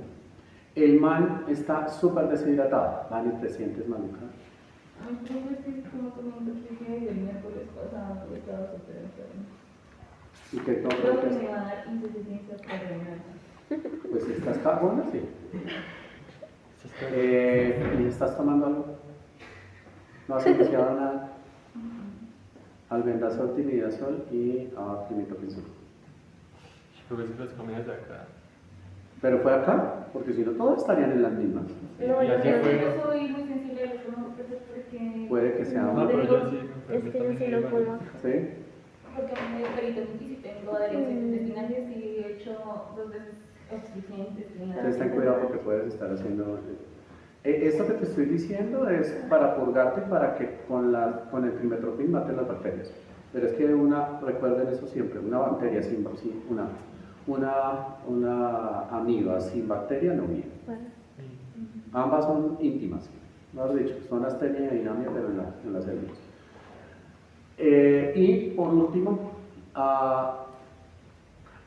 el man está deshidratado. Diarrea, vómito, diarrea, vómito, diarrea, vómito. Y ustedes le dicen, ay, pobrecito, cómo está de seca, se le salen cosas. Chupe agua. Venga, pégase. Yo le regalo el agua, venga, chupe ahí. No, pues, no sé. ¿Lo hidrato? No. ¿Por qué no? No tiene Pues porque no entra. ¿Y qué pasa? Pues que solo está aumentando la bulimia, pero no tiene los solutos. ¿Y qué pasa dentro de la sangre? Se diluye. Se diluye. Diluye. Sí. Diluye los solutos. Y entonces va a ser una hiponatremia dilucional que me va a llevar a mayor deshidratación. Y si le digo, venga, Vane, comience a tomar Gatorade. Eso se supone que es para hidratar. Eso dice en el comercial. Lo sé. ¿Sí? ¿Sí sirve? Pues sí, bueno, tiene más, el Gatorade también tiene alto azúcar, porque es o sea, no es como una bebida para hidratar como de pronto podría ser el Pedialyte, que también han criticado el Pedialyte, al electrolito un poco más, sino el Gatorade es para energizar y darle a los deportistas azúcar. Más energía. Claramente. Entonces, nunca jamás vayan a hidratar a un paciente que está con diarrea y vómito con Gatorade, porque lo que van a hacer es deshidratarlo más. La única forma de hidratar vía oral a un paciente, que debe ser la forma, es con sales de hidratación oral. Pedialyte y Pedialyte sí son buenos, pero tienen más posibilidad de hidratar más rápidamente con sales de hidratación oral, porque la forma de hidratarse el cuerpo es a través de las mucosas gastrointestinales, no de la vena. ¿Sí? Entonces, si su paciente está tolerando la vía oral, lo que tengo que darle es suero de hidratación, sales de hidratación oral. ¿Sí? Así que, nena, apunta de hidratación, pero suero, bueno, de hidratación. No vas a tomar Pedialyte, electrolito, toda esa chimba, electrolito malísimo, y les da que por tomarlo para el guayao, puta, y le meten bonfías, ¿he visto? Sí. Sugieran el daño de la que le están haciendo a los riñones y al hígado. No Más pasa que le nada. viene sensible de la arteria. Profe, ¿por qué? ¿Qué? ¿Por qué lo que estabas diciendo? Porque tiene muchísimo azúcar. Ah, Y el paciente está deshidratado. ¿Qué es el guayabo? En últimas, ¿qué es el guayabo? ¿Pero de qué? Sí, yo sé que de todo el cuerpo, pero principalmente de qué. A nivel del... ¿No es como el sodio, profe? De las neuronas. Ah, Como se está perdiendo, a ver, ¿qué fue lo que hizo allí? El intercambio de sodio por alcohol, por OH. Así que lo que está haciendo es balonizar las neuronas. Y al balonizar las neuronas es por eso que se ponen a hablar mierda, a hacer el oso y después al otro día, ¿qué hice? ¿Por qué lo hice? ¿Sí? Porque balonizaron las neuronas. ¿Sí? Entonces, ¿por qué creen que salen corriendo a comer caldo o algo que tenga sal? El cerebro los lleva por olor a un sitio donde hay algo con sal, porque necesita hidratarse. Eso se llama pica. A ver. Bueno, compañeritos, vamos a continuar. En una materna. Vamos a continuar con algo que es similar a lo que Cata venía hablando, que básicamente también puede contar con esos parámetros que ya inicialmente nos mostró de la creatinina. Y pues, ¿por qué? Porque básicamente esta insuficiencia renal aguda, que pues son tres, como el profe nos ha venido diciendo, la prerrenal, la renal o parenquimatosa y la postrenal, pues todas hacen el compendio de la insuficiencia renal aguda. ¿Sí? En este caso, pues la definimos como una disminución en la función renal, mediada por la disminución también de la tasa de filtrado glomerular. Eso del parénquima de riñón sería que nefrón. Ya vamos para allá. Acuérdate, perdóname un segundito acuérdate que cuando nos hablaba Cata que decía que la prerrenal no había daño estructural. Esto es todo deshidratación. Para de contar que es hipovolemia, solo hipovolemia la prerrenal. En cambio la renal ya hay daño estructural. Sí. ¿Sí? Por eso se llama renal o parenquimatosa o intrínseca o necrosis tubular. Intrínseca también. Entonces, bueno, básicamente vamos a tener que van a haber dos causas donde se da este suceso, que como el profe nos acaba de decir, una va a ser en los túbulos y otra va a ser ya en el flagelo. ¿Sí? Entonces, pues dentro de las causas como tal tenemos diferentes patologías, pues dentro de las cuales vamos a destacar las bronquiopatías tromboembolizantes. Vamos a destacar también la administración de fármacos o nefrotóxicos, que va a ser supremamente importante en esto, y también las respuestas inmunes, que ya las vamos a ver. Entonces pasamos a lo que es la lesión tubular, que bueno, esto puede encontrarlo como varias formas. ¿Sí? Precisamente en la patología de Rollins destacaban que a pesar de que la llaman necrosis tubular, muchas veces la necrosis no se da en todas. Entonces, conclusión, si es lesión tubular aguda o necrosis tubular aguda, puede ser similar, pero pues una es diferente. O sea, eso es en patología de Rollins. Pero mira que la parte verde que tienes arriba señalada, NTA. O sea, solamente para corroborar lo que te estás diciendo, si ya ustedes escuchan que están hablando de insuficiencia renal aguda de origen renal, parenquimatosa o intrínseca, y les aparece NTA, es exactamente lo mismo, necrosis tubular aguda. ¿Por qué? Porque la necrosis tubular aguda es la causa más frecuente de insuficiencia renal aguda parenquimatosa. Nos hablan de un 90, casi 90% de los casos es por necrosis tubular aguda. Entonces, para que no olviden, una lumbar, si les aparece NTA, que es necrosis tubular aguda, es alias insuficiencia renal aguda de origen renal.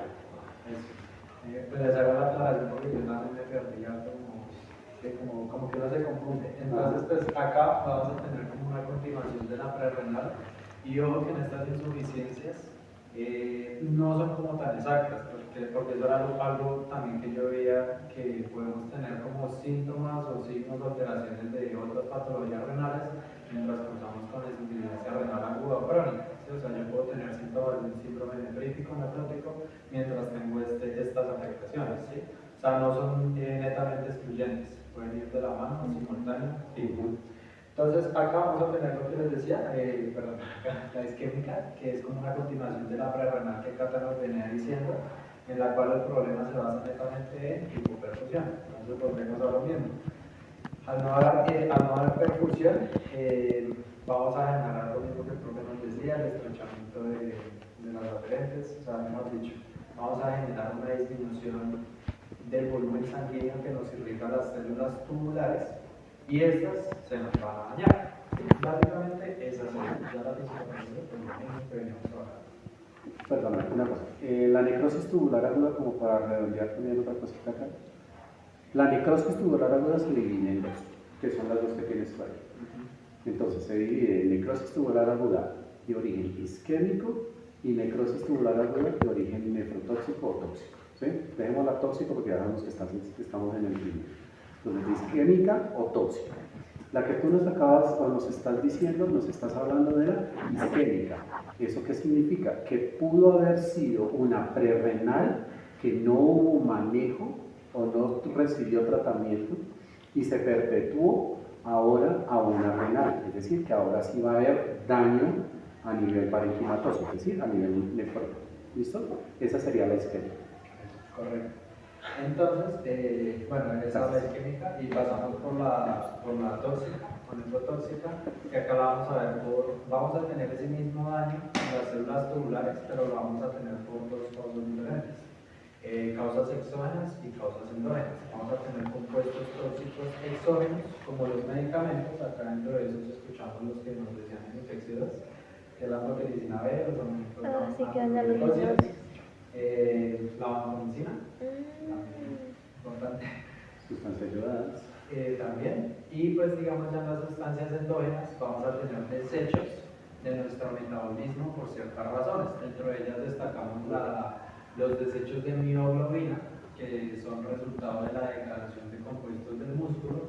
Esto es muy frecuente cuando hay una patología que se llama rhabdomiólisis, que ya lo hemos escuchado, que básicamente es que se destruye el músculo, libera sustancias y esta mioglobina nos va a destruir estas células tubulares, básicamente. Entonces también, no sé si hayan escuchado eso, pero también cuando uno hace deporte como una alta intensidad, si uno es muy sedentario, por eso es que uno tiene que empezar transitoriamente, porque también puede generar estos picos de rotura muscular y es muy tóxico. Porque pues ahí se empieza el gimnasio como con toda y encima le mandan proteínas y lo que están haciendo muy bien también. Profe, en ancianos también sería normal, ¿no? Señor, Esa mioglobina, precisamente mioglobina en ancianos también es normal. por el hipercatabolismo directo sobre el músculo. Y no si son muy sedentarios, como dices. Ok.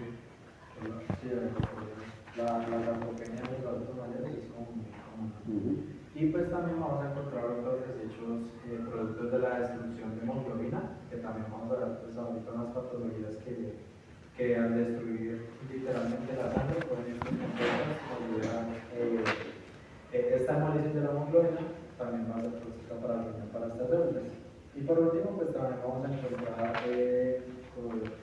que puede también elevarse. ¿Sí? No, perdón. Estaba pensando lo que estaba acá en lisis tubular. No, y pues también eso por lo de los cristales. Entonces, listo. Acá pasamos a otro tipo de lesión que va más enfocado como al intersticio, que pues está como la nefritis intersticial aguda, que es parte de la insuficiencia renal aguda. Esta se va a caracterizar por una inflamación, como su nombre bien lo indica, en el intersticio. Básicamente sería esta partecita de acá. ¿Sí? Entonces, se le atribuye, pues, en la patología decía que no sabía como una causa exacta, pero que se le atribuye como a las respuestas de medicamentos que generan una activación del sistema inmune. Entonces, este sistema inmune va a hacer presencia en donde va a haber lesión de las células tubulares, se mete acá y hace lo que el profe que ya nos explicaba, que eran como los cilindros, empieza a acumular leucocitos. Y pues el riñón tiene que sacarlo de alguna manera, entonces va formando sus cilindros leucocitarios. Entonces ya hemos hablado de cilindros leucocitarios, eritrocitarios y también hay, bueno, vamos a ver. Eso. Entonces, pues básicamente esta sería por la administración de medicamentos. ¿Sí? ¿Cómo se corrige? Muy sencillo, cesando el estímulo. Esto así no es como tal. No es como la gran cosa, simplemente cesamos el estímulo de causa y se supone que tendría que corregirse. Pues está también esta prueba sintomática que está caracterizada por aumento de los eosinófilos, por lo que les decía de la serie blanca, por rash y por fiebre. Y pues acá hay una de las causas que nos puede tener como como este. ¿Sí? Más que todo toxicológico, también incluyen, digamos, desechos de metales pesados, entre otras cosas. Y pues acá hay como un resumen de lo que hablamos de las dos. Entonces, listo, ahora pasamos a...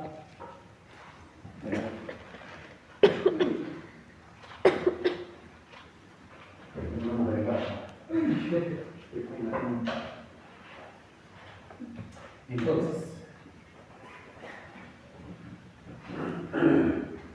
para ratificar lo que tú acabas de decir, entonces solamente como siempre poner el dibujito.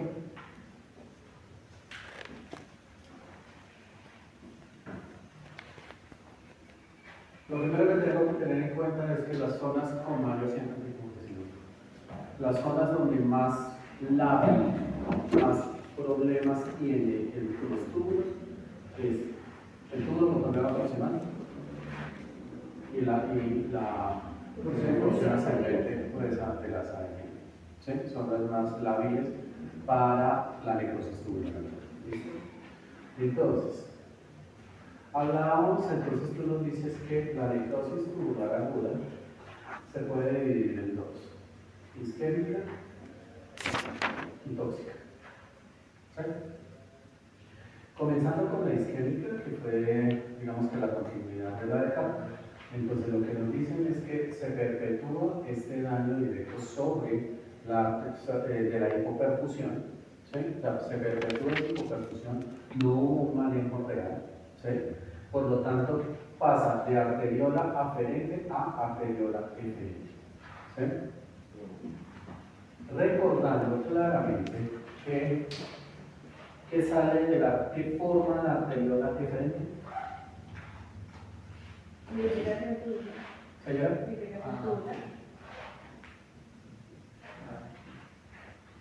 La arteriola eferente crea la circulación peritubular. ¿Sí? Entonces vamos a hacer como dirían sus compañeros, vamos a hacer un zoom de esto y nos lo vamos a traer para acá. Este sería el túbulo, ¿cierto? Este sería la circulación peritubular, ¿sí? Y recordamos que para la formación de la orina se necesitan 4 pasos. Uno, Filtración. filtración. Absorción. Si vamos en orden sería Reabsorción. reabsorción, Secreción y excreción. y excreción. Nunca lo podemos olvidar. ¿Sí? Por lo tanto, si ya filtramos, ¿dónde se va a llevar a cabo la reabsorción y la secreción? Acá. ¿Sí? Entonces, tengo que tener claro que para que se lleve a cabo la reabsorción y la secreción, tiene que haber otro papel, otro integrante acá importantísimo, que es esta zona, que es la zona de transición, como así, entre el túbulo y la circulación peritubular, que se llama intersticio. ¿Sí? Entonces, ¿cómo se lleva a cabo la reabsorción? Claramente del túbulo pasa al intersticio y del intersticio a la circulación. Eso se llama reabsorción. ¿Sí? ¿Cómo viene la secreción? Al revés. Viene de la circulación peritubular al intersticio y del intersticio al túbulo para ser eliminado. ¿Sí? ¿Lo llevamos? ¿Sí? Listo. Estamos siendo fisiológicos. Ahora, el túbulo contorneador, todo lo que hace parte de los túbulos, todos están formados por unas células que se llaman las células del citoesqueleto.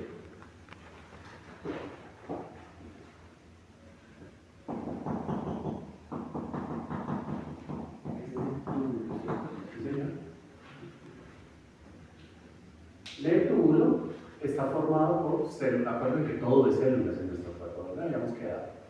En este entendido, pues también son células. ¿Sí? Por lo tanto, se llaman las células del citoesqueleto. ¿Sí? Para que vivan esas células que necesitan. Claramente. Irrigación. Por lo tanto, de la circulación peritubular existe una microcirculación que es la que le va a dar vida a las células del citoesqueleto. ¿Listo? Hasta ahí, recto. ¿Qué sucede si acá hay hipoperfusión que se va hacia la arteriola, se prolonga hacia la arteriola eferente? ¿Qué pasa con la circulación en la arteriola eferente? Si hay hipoperfusión en la arteriola eferente, ¿qué pasa con la circulación peritubular? Espera, vamos despacio. ¿Qué pasa con la circulación peritubular? Les va a disminuir. Le va a disminuir la circulación peritubular. Por lo tanto, la reabsorción y la secreción, ¿qué pasa con ella? Disminuye. ¿Sí? Ahora, como estamos en necrosis tubular aguda de origen isquémico, ¿sí? ¿Qué pasa ahora sí con la circulación hacia las células? Disminuye o cesa. Si cesa la circulación hacia las células del citoesqueleto, ¿qué pasa con las células? Se mueren. ¿Sí? Y al morir, ellas van a hacer una apoptosis. Por lo tanto, todas estas células se vienen hacia la luz del túbulo y el túbulo queda sin apellido, destruido. ¿Sí? La filtración se disminuyó, perdón, la filtración cesó, se quitó totalmente la filtración. La filtración cesa completamente, se muere pues la nefrona. Ella sigue filtrando. Pero disminuye, ¿no? Claramente, pero sigue filtrando, ¿cierto? En la misma oportunidad o la misma forma con la que le está llegando de la arteriola aferente. Poquita, pero sigue filtrando, ¿cierto? Bueno, pónganle cuidado. Este tapón se lo traigo ahora acá. Es el mismo tapón, pero es aquí. ¿Sí? ¿Qué pasa con las sustancias, con el líquido que se está filtrando del glomérulo cuando llega acá? Es decir, es lo mismo que acá, sino que aquí en zoom. Se acumula. ¿Cierto? Queda estaciado. ¿Y se va a poder pasar? No. Puede que pase lo mínimo. ¿Sí? Pero ¿qué va a pasar con ese líquido? Se va a ir de forma retrógrada. Por lo tanto, viene hacia el espacio de Bowman o espacio urinario y va a competir la que quiere salir con la que quiere entrar. ¿Se acuerdan de la ecuación de Starling? Sí. Por lo tanto, ¿qué va a pasar con la tasa de filtración glomerular? Se les cae la tasa de filtración glomerular. ¿Sí? Como aquí hay líquido estaciado, no hay células. ¿Qué pasa con ese líquido? Pensando en la ecuación de Starling. Si hay uno, aquí que se aumentó, ¿presión qué? Hidrostática. En un tubo que está desculido, ¿hacia dónde va el líquido? Hacia el intersticio. Eso es lo que se llama necrosis tubular. Aguda, túbulo intersticial.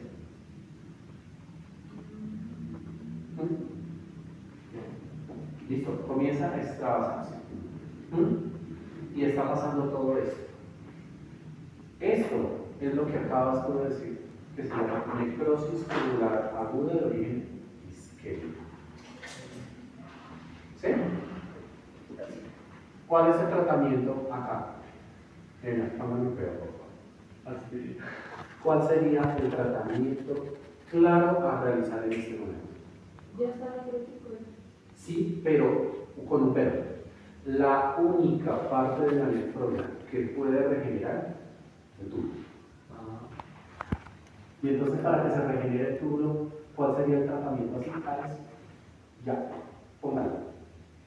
¿Qué es lo que le está llevando a todo esto? Perfundirlo, ¿ok? No.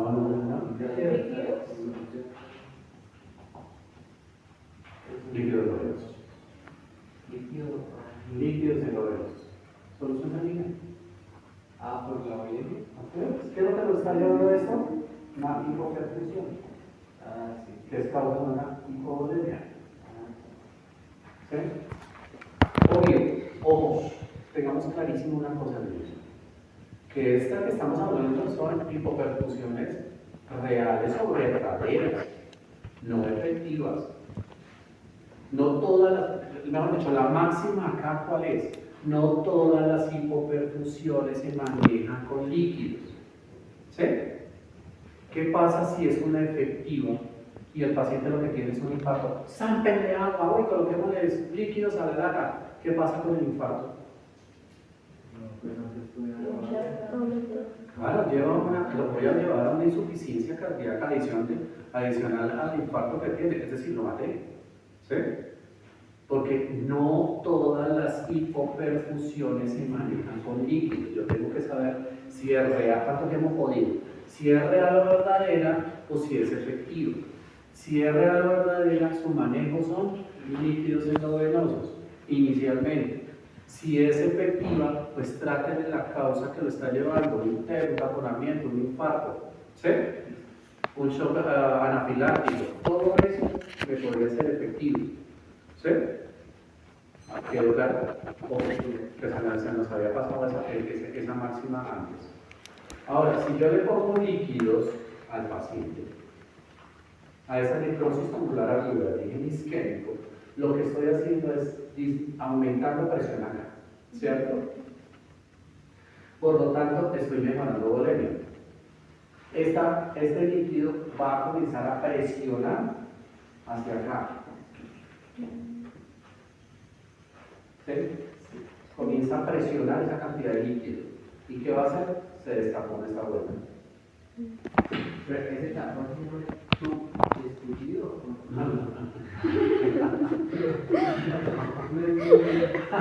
No, la mamá de Cayo era que quedaba descubrido el túbulo. Que queda el túbulo descubrido, que es otra cosa. Pero que las células se descaman y hacen apoptosis y forman el tapón. Pero por presión masiva que le estamos haciendo por líquido, este tapón se pierde. Es decir, se destapa, pues. ¿Sí? Pero eso aporta el túbulo, pero en los cálices, no. En la parte donde se encoge el ureter, ¿ves? No que haya taponado, que había unas partes. Las curvaturas. No. Esto es microscópico, donde tú estás es macroscópico. Estos son los túbulos de la nefrona. Acuérdate que son 800.000 a 1.000.000 que están dentro del parénquima. Pero si son varias nefronas y varios túmulos. Pero microscópico. Lo que nos decía el profe, como que se reducía el calibre, era ya palomaca. Para los cálculos, que son piedras gigantescas. ¿Sí? Estos son células, así que si son células son microscópicas. No tienen nada que ver. ¿Listo? Ahora, si se destaca esta vuelta, inicialmente, ¿cómo está la tasa de filtración glomerular? Caída. Por lo tanto, el paciente puede estar oligoanúrico. No entra en anuria. El único que entra en anuria, bueno, no es el único, el que se espera entre en anuria es la insuficiencia renal aguda y el postrenal, porque es obstrucciones que después nos van a hablar de esto. Pero este paciente entra en oligoanuria. ¿Sí? Es decir, de 300 a 500 cc en 24 horas. Veo caras, ¿me están entendiendo, hijos? No, sí. No, la que Sí, ha dado sí. por lo de el correnal. Por renal. Creo que es de... ¿Qué? ¿A quién le toca?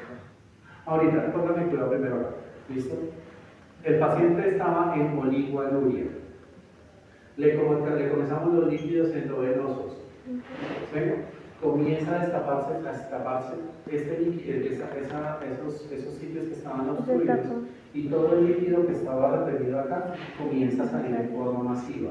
Por eso un paciente con insuficiencia renal aguda, tipo necrosis tubular aguda, cuando se le inicia el manejo, pasa de oligoanuria, puede pasar a un periodo de poliuria. Y ustedes van a ver una imagen que es un plano cartesiano. Cuando lean insuficiencia renal aguda de origen parenquimatoso, que dicen que el paciente está eurúrico, acá. Comienza todo la obstrucción y llega hasta oligoanuria. Se mantiene y posteriormente, si le hacen el tratamiento, recupera. Entonces tiene una etapa, primera, una etapa de instauración, una de mantenimiento y una de recuperación con una etapa de poliuria. ¿Por qué? Pues Las vuelven a regenerar. sí, señor. Entonces, como ya le colocaron líquidos, mejora la perfusión, esa articulación se regenera y va a hacer que las células vuelvan a crecer. Por eso este fácil, si lo vieron, si lo diagnosticaron, es fácil de mejorar y el paciente queda sin daño renal. ¿Listo? Quiero que me digan si sinceramente me entendieron toda esta chingada.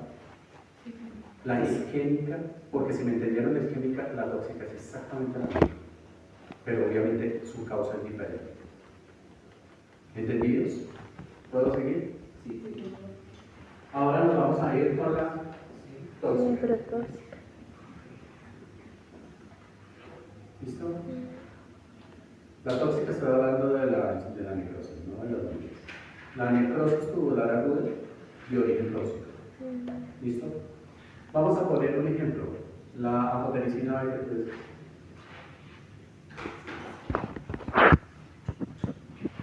le administraron anfotericina B a este man. ¿Sí? Entonces, ¿qué va a suceder acá?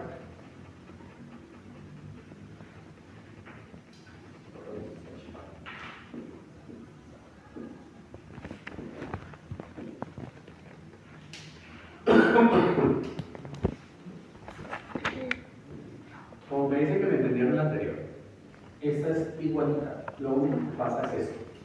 Viene tóxico. ¿Sí? Todos los medicamentos tienen que ser sus partes de excreción, es decir, su excreción tiene que ser renal. ¿Sí? Por lo tanto, tiene que venir tóxico, viene por acá, llega aquí al ovillo glomerular y tiene que ser filtrado. Su forma de excreción es por filtración. ¿Listo? Pero imagínense que este paciente sus riñones ya estaban tocados. Cuando ustedes escuchen que el paciente está con los riñones tocados es porque la creatinina ya es una creatinina que está elevada. Es decir, si fuese un hombre estaría, por ejemplo, en 1.35. Y de 50 que no es la agua, que No está tan ¿cómo se le elevó? No está tan Pero ya no es 1.3, ya es 1.35. ¿Sí? Entonces, por eso es que yo tengo que estar muy pendiente de la función renal. Y ya quedamos que la función renal, ¿qué es? Bumiplatinina. ¿Sí?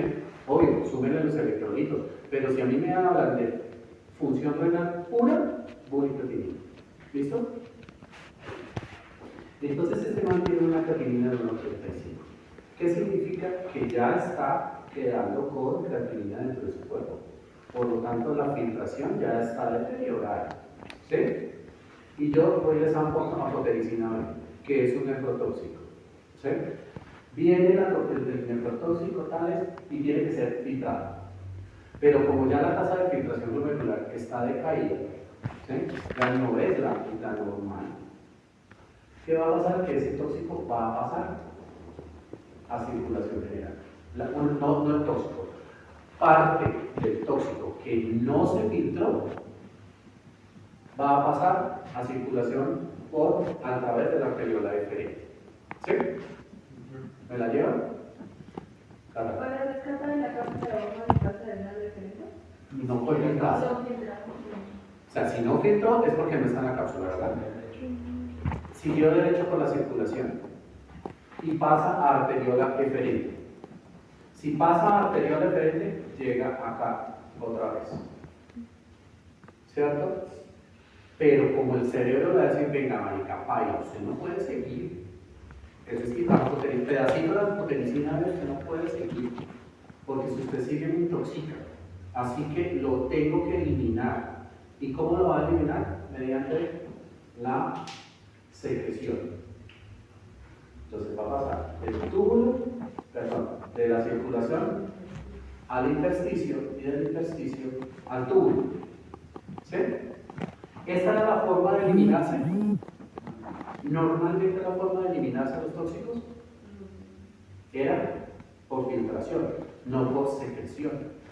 ¿Sí? Por lo tanto, viene el tóxico, viene al intersticio y luego tratando de eliminarse a través del túbulo. ¿Sí? Pero como esa no es su forma de eliminación, ¿qué va a pasar? Me mató las células. Y va a pasar exactamente lo mismo. Apoptosis, túbulo de Spuller, otra vez acá el túbulo, el tapón y todo lo anterior. ¿Cuál es el manejo? Quiten el medicamento y hidraten. Eso es secreción. Sí. Sí, porque es tratando de eliminar el tóxico que venga aquí por la circulación. Okay. Y si le ponen líquido y le quitan la apotericina, pues va a pasar lo mismo que lo anterior. Mejora circulación, mejora la tasa de filtración, destapa esta bodega y va a tener exactamente los mismos 3 componentes de la necrosis tubular.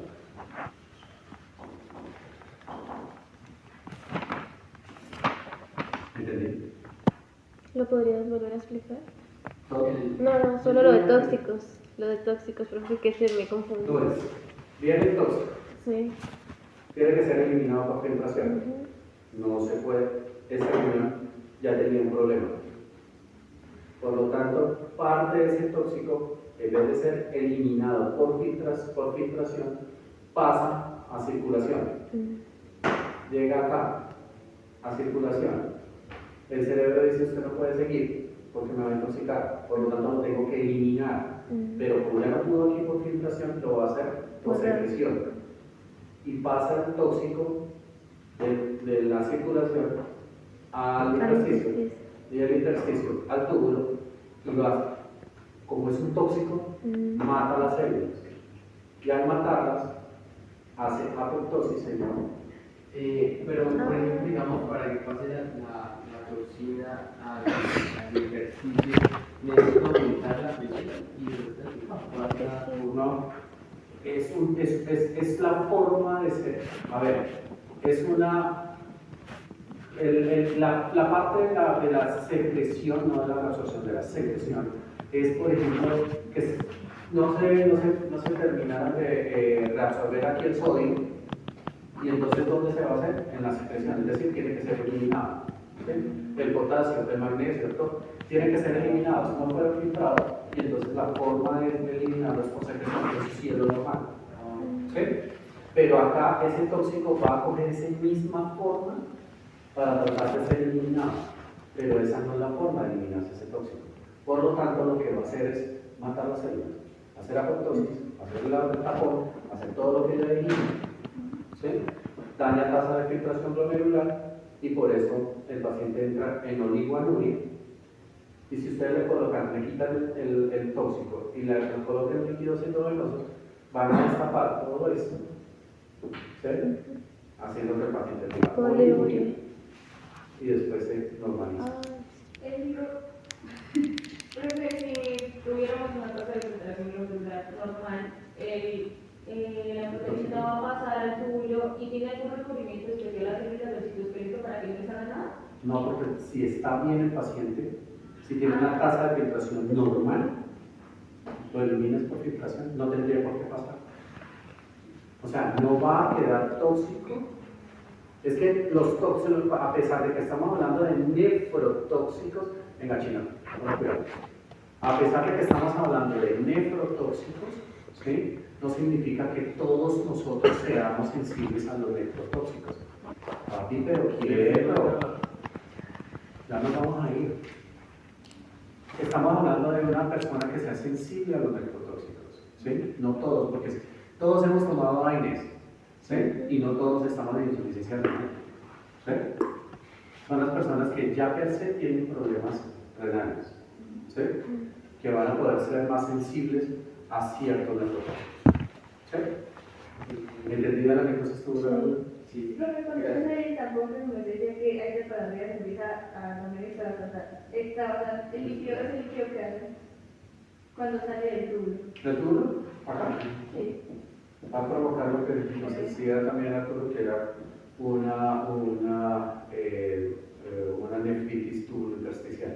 Porque acuérdense que este es el intersticio.